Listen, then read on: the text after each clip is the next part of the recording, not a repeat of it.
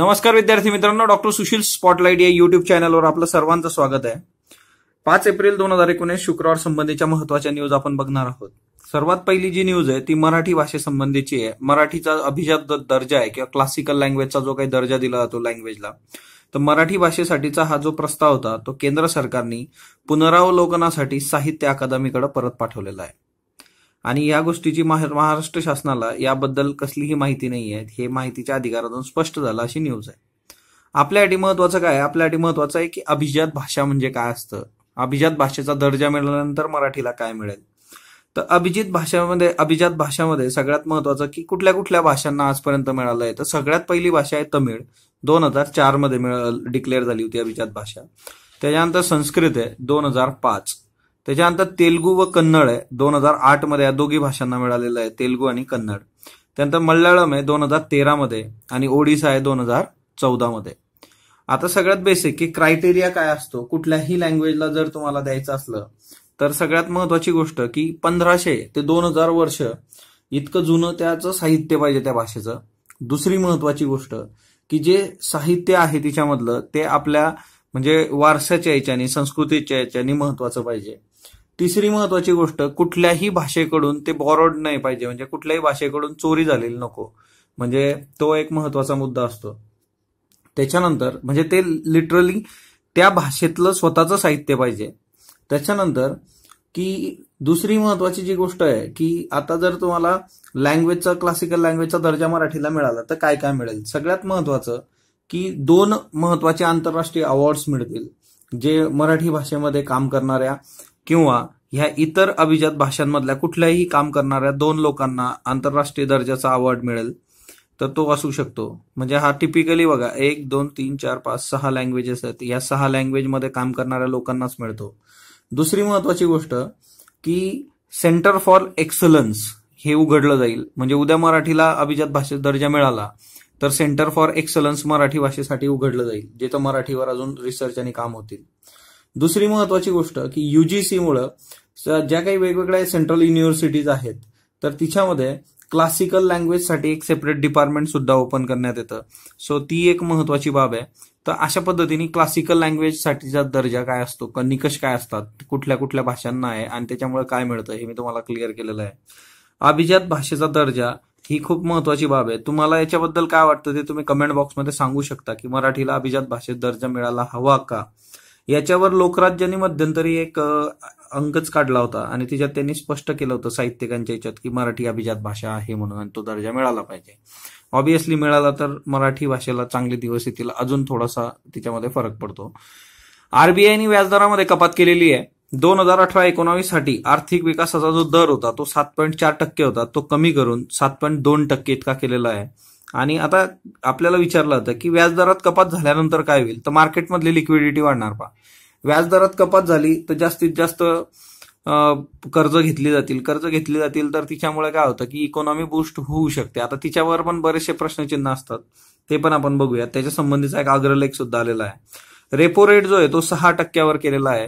आता repo rate किती आहे, रिव्हर्स रेपो रेट किती आहे हा प्रश्न विचारला जात नाही, कारण पेपर सेट झाला आणि ह्याच्यामध्ये चेंजेस झाले तर प्रॉब्लेम येईल, म्हणून हे करायचं नाही। पण याचं बेसिक काय आहे ते तुम्हाला माहित पाहिजे। रेपो रेट म्हणजे काय, आरबीआय कडून वाणिज्य बँकांना केल्या जाणाऱ्या कर्ज वितरणाचा हा दर आहे, म्हणजे आरबीआय कडून जे काही शेड्यूल कमर्शियल बँक लोन घेतात त्याच्यावरचा जो इंटरेस्ट रेट आहे तो रेपो रेट आहे, आणि याच्या उलट जे असतं तर ते रिव्हर्स रेपो असतो बा। तर ह्या बेसिक कन्सेप्ट लक्षात ठेवा, तुम्हाला दर वगैरे पाठ करायची गरज नाही। आता याच्यासाठी संपादकीय अग्रलेख आलेला आहे बा, पत आणि मत। आता याच्यात स्पष्ट केलेलं आहे की अर्थगतीसाठी फक्त स्वस्त पतपुरवठा पुरेसा नाहीये, तुम्ही खूप कमी व्याजदराने कर्ज देताय तर हे महत्वाचं नाहीये। फार तर कर्ज घेणं याच्यामुळे स्वस्त होऊ शकतं, पण कर्जाचं प्रयोजन कशासाठी आहे ते याच्यातून स्पष्ट होत नाही। कर्जाचं प्रयोजन कशासाठी, ऑस्टेरिटी मेजरसाठी कुणी कर्ज घेताय का, किंवा कमी याच्यात मिळतंय तर तुम्ही गाडी घेऊन टाका किंवा वेगळ्या ठिकाणी तुम्ही इन्व्हेस्ट करताय। अर्थव्यवस्थेला चालना देण्यासाठीची इन्व्हेस्टमेंट इथं अपेक्षित असते बघा। त्याच्यानंतर पुढचं महत्वाचं जे आहे ते काश्मीर खोऱ्यात सामान्य परिस्थिती निर्माण झाली की आपसा हटवणार, असे राजनाथ सिंग यांनी म्हटलेलं आहे। आता याच्यामध्ये काय आहे की आपल्याला हा इश्यू नाही, आता इलेक्शनमुळे असे स्टेटमेंट येत राहतील। आपला मेजर इश्यू आहे की आपसा काय असतं, arm forces special power act 1958, तर हा जो कायदा आहे 1958 मध्ये आला होता. नॉर्थ ईस्ट मध्ये ज्या पद्धतीने घुसखोरी होत होती, हिंसाचार होत होता, त्यातला रोखण्यासाठी आपसा आलेला आहे बघा.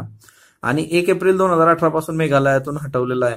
आता हिच्यामध्ये मेजर इश्यू असा असतो की आपसा नेमकं काय, आपसा काय असतं की हिच्यामध्ये एक डिस्टर्ब एरिया नावाची कन्सेप्ट असते.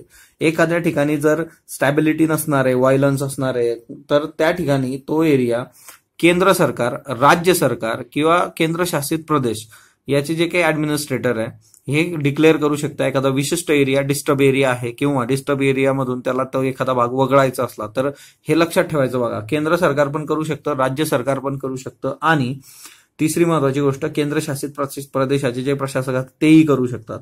तर डिस्टर्ब एरिया ही कन्सेप्ट महत्वाची आहे. याच्यामध्ये मग जी काही आपली फोर्स आहे की आर्म फोर्सेसला स्पेशल पॉवर्स दिल्या जातात, जिच्यामधून त्यांना जर एखादी बिल्डिंग आहे शंका आली की इथं काहीतरी देश विघातक किंवा प्रॉब्लेमॅटिक गोष्ट होते, ते डायरेक्टली अटॅक करू शकतात. एखाद्या व्यक्तीबद्दल त्यांना शंका आली ते डायरेक्ट शूट करू शकतात.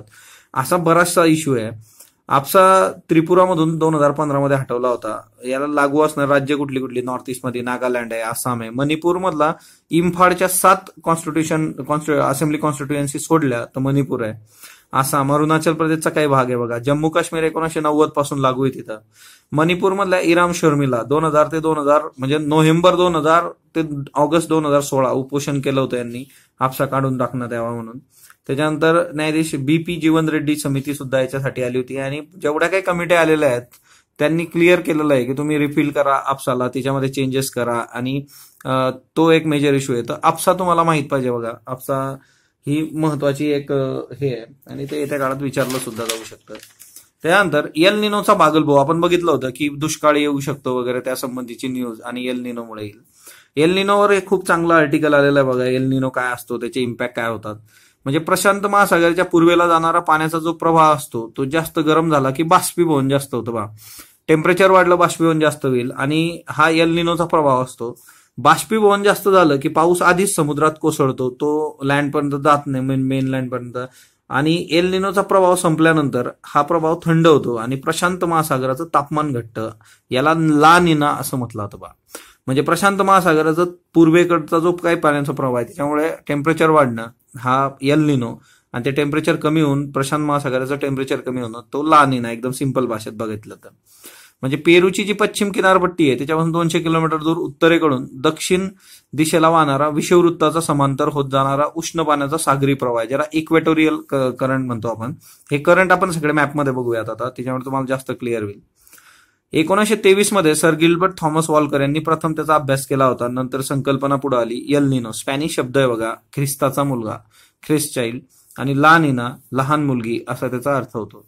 एल निनोचा जर प्रभाव वाढला तर पेरू, इक्वेडोर हे जे देश आहे तिथं 9 महिन्यापेक्षा अधिक काळ पाऊस कोसळून पूर संकटाचा धोका असू शकतो.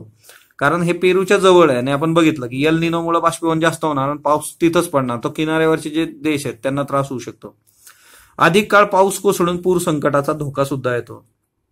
इंडोनेशिया, ऑस्ट्रेलिया इथं आग लागण्याचा धोका असतो. भारत ऑस्ट्रेलियात दुष्काळ, वनवे, आणि त्याच वेळेस जेव्हा भारत ऑस्ट्रेलियामध्ये वनवे लागतात, आग लागण्याचा धोका किंवा दुष्काळ असतो, त्याच वेळेस दक्षिण अमेरिकेत मात्र पाऊस आणि समुद्री जीवांची रेलचेल होते.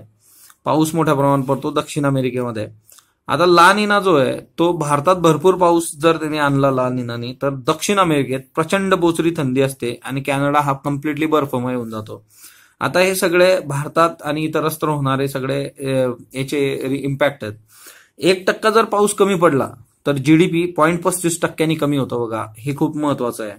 आता याच्यामध्ये पण तुम्हाला मॅपमध्ये दाखवतो की करंट्स कसे कसे असतात. आपण हे सगळी जी चर्चा करतोय तर हे बुक जे आहे ते आपलं GC लिओंग आहे बघा, आणि जे मॅपचं बुक मी वापरतोय ते ICSEचा मॅप आहे एसचनचा. तुम्ही खूप काही लोड घेऊ नका, तुम्ही कुठलाही मॅप घेऊ शकता बघा, एवढं काही नसतं त्याच्यामध्ये. तर ह्या पेरुवियन करंट आहे बघा, हा पेरुवियन करंट याच्याबद्दल आपण बोलतो. हा सगळा जो रिजन असतो, आणि हा इक्वेटोरियल काउंटर करंट आहे. इक्वेटोरियल काउंटर करंट आणि हे जे इक्वेटोरियल करंट आहे तर हे गरम आहे बघा, वॉर्म करंट्स आहेत. हे जी तुम्हाला सरळ रेस दिसते वॉर्म करंट्स आहेत, आणि हे जे तुकडे तुकडे म्हणजे डॉट डॉट डॉट डॉट दिसत आहे टेंबा टेंबा, हा सगळा कोल्ड करंट आहे. तर आपण इक्वेटोरियल हा करंट बद्दल बोलतोय. हा गरम असतो, आणि हा जो पेरुवियन करंट आहे हा थंड असतो, तो त्याला डॉमिनेट करून आणि इथं टेम्परेचर वाढवतो. हा खाली जो आहे तो फॉकलँड करंट आहे. हे सगळे जे खालच्या साईडनी जाणार आहे हे थंड आहेत, कोल्ड करंट आहे. का तर हा विषुववृत्त आपला ध्रुवीय भाग आहे, दक्षिण ध्रुव उत्तर ध्रुव, तर तिथं सगळा बर्फ आहे, त्याच्यामुळे हे सगळे थंड असतात. आणि इथं खूप उष्णता, सूर्याची किरणं डायरेक्टली येतात बघा इक्वेटर विषुववृत्तावर, त्याच्यामुळे हा जो मधला भाग आहे तुम्हाला गरम करंट असतं, हा ना. हे सिंपली तेवढं लक्षात ठेवायचं बघा. दुसरी महत्वाची गोष्ट मग हे फॉकलँड करंट. आता बऱ्याचशा नावावरून आहे, पेरुवियन, हा वरचं कॅलिफोर्नियन आहे बघा. नॉर्थ पॅसिफिक ड्रिफ्ट आहे हा जो आहे आपला, हा फिरून येतो, तर हा गरम असणार आहे. त्याच्यानंतर तुम्ही जर मधला भाग बघितला तर हे वरतून येणारं लॅब्राडॉर करंट आहे, हे इर्मिंजर करंट आहे, याला ईस्ट ग्रीनलँड करंट पण म्हणतात. हे सगळे कोल्ड करंट आहेत. नॉर्थ अटलांटिक ड्रिफ्ट जी आहे हे वॉर्म करंट आहे, गल्फ स्ट्रीम याला म्हटलं जातं. हा फ्लोरिडा करंट आहे आणि हा केनियन करंट आहे. सगळे गरम आहेत कारण हे विषुववृत्तीय पासून जात आहेत बघा. वरतून हा इर्मिंजर लॅब्राडॉर इकडून जे येत आहे ते कॅनरीज करंट आहे, हे कोल्ड आहे. आणि हा नॉर्थ अटलांटिक सी, आणि इथं काय होतं, हा सारागोसो सी आहे बघा, समुद्रातच तयार झालेला आहे. ते वीड्स वगैरे तयार होऊन हे जे सगळं सर्क्युलेशन होतं इथं, तर याला सारागासो सी असं म्हटलं जातं. आणि त्याच्यानंतर तुम्ही जर इकडं आलात तर हे ब्राझिलियन करंट आहे, हे इकडं बेंगुला करंट आहे, कोल्ड आहे बघा, इकडून चाललं आहे. वरतून येणारं हे ब्राझिलियन करंट आहे. आणि साऊथ अटलांटिक ते नॉर्थ अटलांटिक हे वॉर्मच आहेत बघा. त्याच्यानंतर तुम्ही आफ्रिकेच्या ह्या साईडला आलात तर मोझंबिक कंट्री आहे बघा, सो हे मोझंबिक किंवा अगुलास करंट आहे. त्यानंतर हे ऑस्ट्रेलियाच्या वेस्टला वेस्ट ऑस्ट्रेलियन, ईस्टला east Australian. East Australian warm आहे, वेस्ट ऑस्ट्रेलियन कोल्ड आहे. हा जो तुम्हाला भारत दिसतोय इथं नॉर्थ ईस्ट मान्सून ड्रिफ्ट आहे बघा विंटरमध्ये. तर हे सगळं याचा जो फ्लो असतो म्हणजे दिशा जी असते ती कम्प्लीट उलटी असते. तर हे मान्सूनल ड्रिफ्ट आहे विंटरमध्ये, तुम्ही बघू शकता इन केस ऑफ इंडिया. इकडे जर तुम्ही आला जापानच्या याच्यामध्ये तर कुरोशिओ जापान करंट म्हटलं जातं याला, वॉर्म आहे. त्यानंतर हे ओक्सॉक करंट आहे, त्याच्यानंतर ओशिओ करंट आहे, हे कोल्ड आहेत बघा. बाकी ओस्टॉक आणि हे कुरोशिओ वॉर्म आहे. तर हे करंट असे वाहतात. एवढं लक्षात ठेवायचं की इक्वेटॉर कडून जाणारे जे असतात ते वॉर्म असतात, कारण तिथं सरळ सरळ सूर्याची किरणं पडतायत. आणि दुसरं महत्वाचं की जे नॉर्थ आणि साऊथ ध्रुवाकडून येईल ते सगळे कोल्ड असतात, कारण तिथं ऑलरेडी बर्फ आहे खूप मोठ्या प्रमाणावर. तर ती एक बाब लक्षात ठेवायची. त्याच्यानंतर तुम्हाला ह्या ज्या काही हे आहेत की तुम्हाला मी सांगितलं की तिकडं भारतामध्ये असं ज्या वेळेस होतंय ला निनामुळे पाऊस पडतो, त्यावेळेस दक्षिण अमेरिकेमध्ये काय होतं तर कोल्ड विंड्स येतात. मग आता ह्या कोल्ड विंड्स आणि वॉर्म विंड्स लक्षात ठेवायचे. हे रेड कलर जे काही आहे ना, ह्या वॉर्म विंड्स आहेत बघा, साऊथ वेस्टर्ली. त्याच्यानंतर चिनूक आपण वाचतो बघा, हा सगळा नॉर्थ अमेरिका आहे. त्याच्यानंतर तुम्ही साऊथ वेस्टर्लीज आहेत बघा, साऊथ वेस्टर्ली वॉर्म आहेत. या सगळ्या मी ज्या लाल कलरच्या दिसत आहेत रेड कलरच्या, ह्या वॉर्म आहेत बघा. हा चिनूक पण वॉर्म असते, साऊथ वेस्टर्ली आहे. त्याच्यानंतर हे फॉन आहे, खामसीन आहे, लू आहे. त्याच्यानंतर हॅमर्टन आहे, सिरक्को आहे, हा सगळा दक्षिण आफ्रिकेचा जो भाग आहे सगळा आफ्रिका खंड. हर्मॅटोन आहे ना, सिरक्को आहे, फॉन आहे, खामसीन आहे. त्याच्यानंतर भारताच्या बाबतीत ही लू आहे बघा. तर ह्या सगळ्या ज्या आहेत त्या वॉर्म आहेत विंड्स. दुसरी महत्वाची गोष्ट, एकदा एमपीएससीने हा इथला मॅप दिला होता आणि विचारलं होतं तुम्हाला कुठलं काय आहे ते, तर लक्षात ठेवायचं. दुसरी महत्वाची बाब आहे की कूल विंड्स कुठले असतात, तर नॉर्थ ईस्ट ट्रेड विंड्स जे असतात नॉर्थ कडून येणार त्या कूल आहे. सँटायाना आहे, ब्लिझार्ड्स आहेत बघा, हा. त्याच्यानंतर पंपाज आहे, साऊथ ईस्ट ट्रेड विंड्स आहेत. तर ह्या सगळ्या ज्या आहेत तर त्या कोल्ड विंड्स आहेत. बुरहान आहे, नॉर्थ ईस्ट पोलर विंड आहे. तर ह्या सगळ्या विंड्स पण तुम्हाला कराव्या लागतील, वॉर्म विंड्स आणि कोल्ड विंड्स. आणि मॅप थ्रू जर तुम्ही केलं तर ते तुमच्यासाठी खूप सोयीचं जातं. तर ही एक गोष्ट लक्षात असू देत. ओके, मी पुन्हा एकदा सांगतोय बघा, मॅपचा एवढा इश्यू नाहीये. जर हा मॅप मिळत नसेल, हा आयसीएसई स्कूलचा मॅप आहे. ओके, तर मी एकदा हे दाखवलं पण होतं. तर जर हा मार्केटला मिळत नसेल तर एवढा काही इश्यू नाहीये. यशचॅन पब्लिकेशनचा ॲटलास आहे बघा, हा आयसीएसई स्कूलचा. तुम्ही ऑक्सफर्ड किंवा जो तुम्हाला अवेलेबल आहे तो घेऊ शकता. हा मी खूप आधी घेतला होता, तो आता बऱ्याच लोकांना मिळत नाहीये, तो काही इश्यू नाही बघ. ओके, त्याच्यानंतर नेक्स्ट जी न्यूज आहे ती न्यूज आहे नमो टीव्ही म्हणून 31 मार्च रोजी उद्घाटन झालं होतं बघा. आता नमो टीव्ही, नरेंद्र मोदी आणि ते सगळं आचारसंहिता हा इश्यू चालू आहे. शीर्षक नरेंद्र मोदीचं आहे आणि त्याचं जे काही हे आहे लोगो जो आहे तो पण नरेंद्र मोदी यांचं छायाचित्र असं आहे. त्याच्यानंतर ही परवानाप्राप्त वाहिनी नसून एक जाहिरात व्यासपीठ आहे असं केंद्रीय प्रसारण मंत्रालयाने म्हटलंय. पण ते मग नेमकं कुणाचं आहे हे केंद्रीय प्रसारण मंत्रालयाने स्पष्ट केलेलं नाहीये. आणि आचारसंहितेचं उल्लंघन वगैरे. दुसरं महत्वाचं, नरेंद्र मोदींवर येणाऱ्या चित्रपटाचं पण प्रदर्शन थोडं लांबणीवर पडलंय. रिअल ऍडमिरल राजेश पेंढारकर यांची नियुक्ती झालेली आहे. महाराष्ट्र क्षेत्राचे प्रमुख झालेले आहेत ते नौदलाचे. 26/11च्या हल्ल्यानंतर तटरक्षक दल आणि सागरी पोलीस दल सुरक्षित होईपर्यंत सागरी सीमांची सुरक्षा राखण्याची जबाबदारी नौदलावर सोपवली गेलेली आहे. तर हेही लक्षात ठेवायचं. नरेंद्र मोदी यांना युएईचा, अमिरातीचा सर्वोच्च नागरी पुरस्कार देण्यात आला बघा. झायेद मेडल असं त्याचं नाव आहे. युएईचा सर्वोच्च नागरी पुरस्कार आहे हा.